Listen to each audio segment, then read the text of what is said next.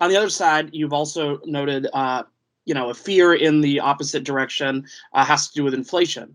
If we pump too much money into the economy, prices will rise. We'll get inflation. Do you think inflation is a real risk with the American Rescue Plan? Uh, I don't think it's the main risk. I understand the argument, but I actually went back and checked on the inflation of my youth. So I grew up in that high inflation era. I was born in 1958. The 70s were a uniquely dismal combination of high inflation and high unemployment, poor economic growth, a lot of scars. The way it got fixed was for Paul Volcker to become Fed chair and put the economy in a very deep recession. The Reagan recession was, at that time, the worst since the Great Depression and left a lot of economic pain. And so going back there is not a good idea. But what it took to get there, as it turns out, is quite remarkable. During the late 60s, they tried to simultaneously prosecute the Vietnam War and do all the spending necessary to do that without giving up anything on the home front. And so they ran the economy hot, really hot.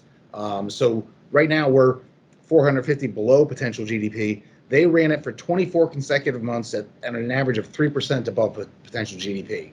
And they invited the inflation. Once you do 6 years of that kind of over stimulus, you get what you get.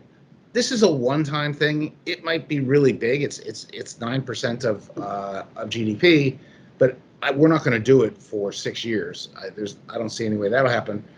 And we've had very low goods price inflation, and so I don't think reflexively that that's where we're going to get this overnight suddenly get a big inflation. I think it's more likely to show up in asset prices. Right? If we put $2 trillion out there in the economy, a big chunk of it's going to get saved. That's what happened after the CARES Act, and it'll go into a savings account, say, and that seems pretty safe. But then you think, there's no real return in this savings account. I got this Robinhood app. I should stick it in GameStop, And the next thing you have is a lot of speculation on ever riskier investments, and that's the recipe for financial instability. I think that's the concern that I have right now.